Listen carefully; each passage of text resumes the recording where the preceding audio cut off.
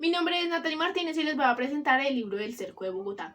El Cerco de Bogotá es un relato narrativo o novela escrita por el autor Santiago Gamboa Samper que fue publicado en el año 2003.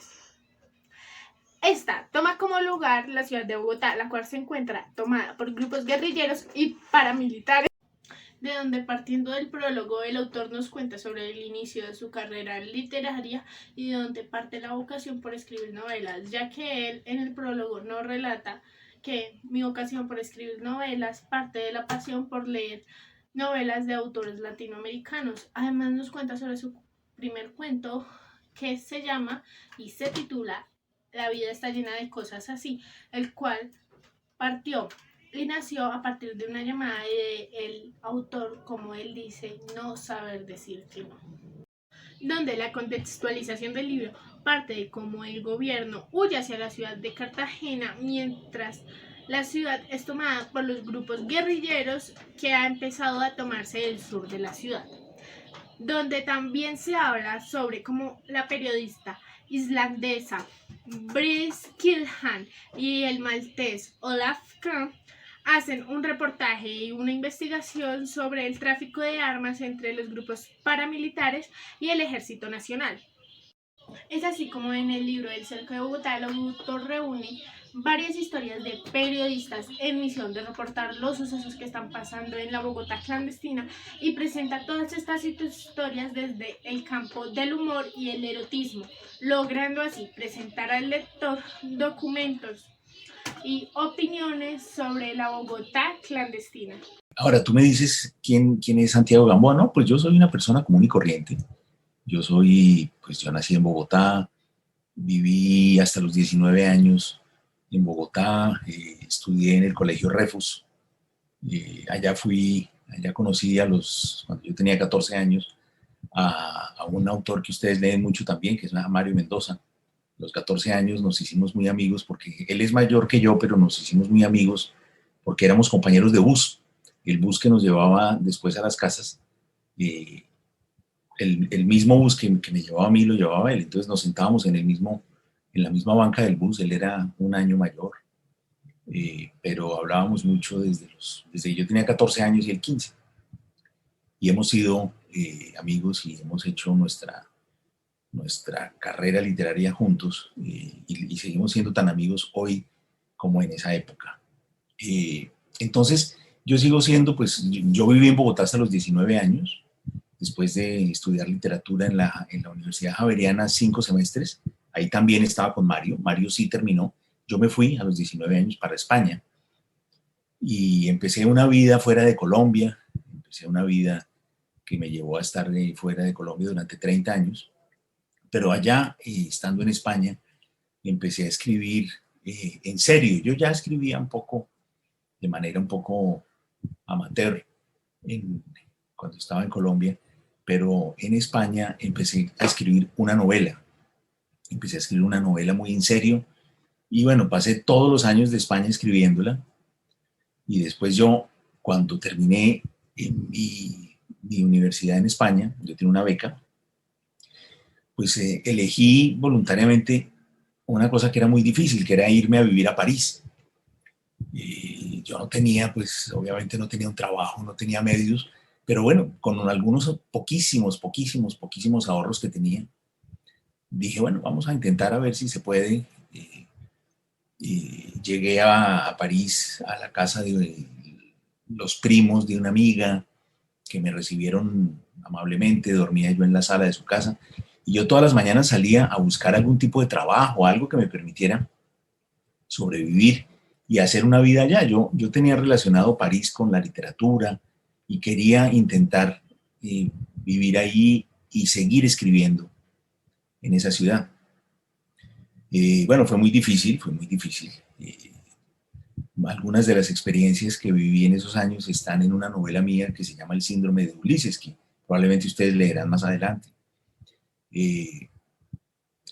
Pero bueno, finalmente me quedé a vivir en París 10 años. Y efectivamente allá terminé mi primera novela, que después se publicó, y allá en París comencé a hacer pues una vida de escritor. Es decir, logré un poco mi objetivo. pero yo nunca he pensado que un escritor sea una persona diferente a las demás, sencillamente es una persona que escribe. Yo me refería, a lo que yo me refería no era necesariamente a la nacionalidad de los autores, sino al idioma en el que escriben.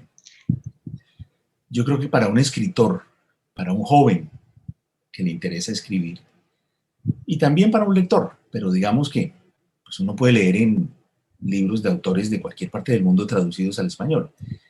Pero la ventaja que tienen los libros que están escritos por el propio autor en el idioma en el que uno los lee, o sea, en español, en el caso de ustedes, la ventaja que tienen es que el talento del autor lo van a recibir ustedes sin intermediarios, directamente.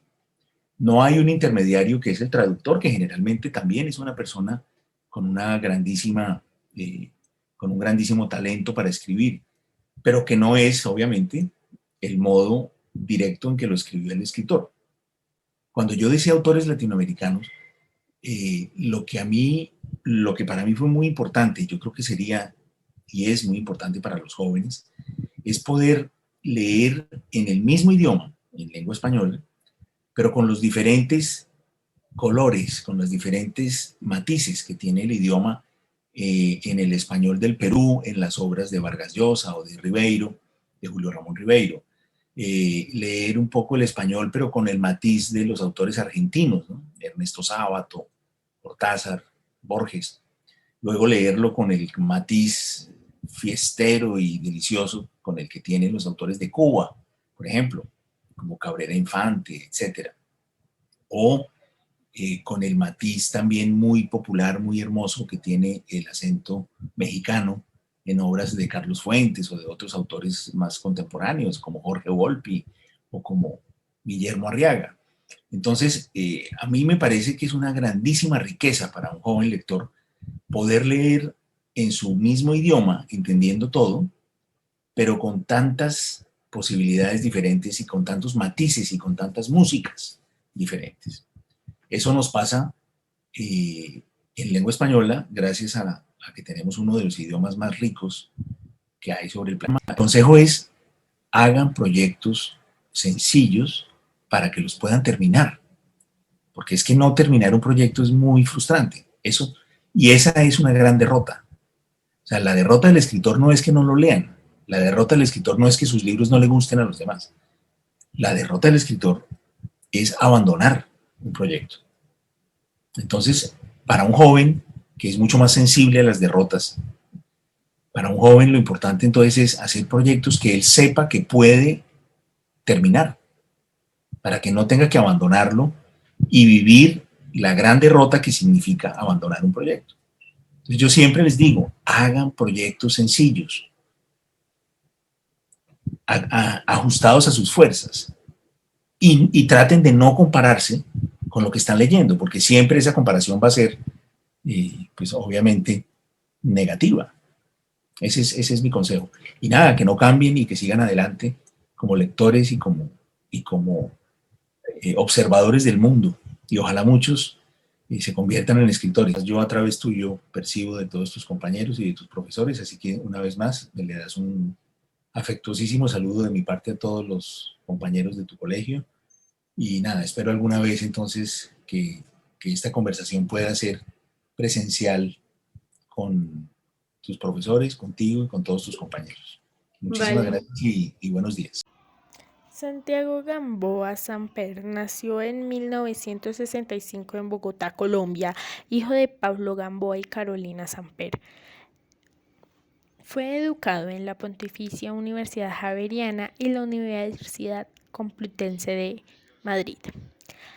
Es diplomático, corresponsal, filólogo, escritor, periodista y columnista de prensa. Nominado al premio Rómulo Gallego en el año 2007, además del premio Médicis Casino de Povoa, el premio La Otra Orilla, premio Literatura del Caribe en 2007, mención de honor a Necrópolises, premio Coupe de Coeur en el año 2014 de Revue Transfer. Además de trabajar para analogías como lo son narradores latinoamericanos, Macondo, líneas aéreas, cuentos de caníbales, y en algunas realizadas en Francia, Portugal, India, Yugoslavia, México y Alemania. Fue columnista de la revista Cromos y ha sido diplomático en la delegación de Colombia ante la UNESCO y la Embajada de la India. Algunas de sus obras han sido Plegarias Nocturnas, que es una novela de característica negra que trata sobre la historia de amor de Manuel, un estudiante de filosofía colombiano que es acusado de tráfico de drogas y retenido en una cárcel de Bangkok. Necropólisis trata sobre un escritor que es invitado a un congreso de biógrafos en la ciudad de Jerusalén, la cual es la metáfora de una urbe sitiada por la guerra a punto de sucumbir. Esta narra las vidas de los participantes del congreso. Volver al oscuro valle trata Manuela Beltrán es una mujer perseguida por una infancia desgraciada, de la que intenta escapar mediante la poesía y los libros, al igual que Tertuliano, quien es un predicador argentino que asegura ser hijo del Papa y que para crear una sociedad armoniosa está dispuesto a emplear métodos más extremos. Este también tiene su novela más reciente, Será larga la noche, que trata sobre cómo un niño es testigo de un brutal enfrentamiento en una carretera perdida en el departamento del Cauca, logrando así contar la historia alrededor de este enfrentamiento y caso. Para finalizar, una de sus obras más famosas, Perder es cuestión de método. Este trata sobre un reportero colombiano, Daniel Jiménez Cacho, que enfrenta la corrupción y la intriga mientras investiga una misteriosa muerte. Es así como los invitamos a leer más de sus obras y de sus grandes novelas.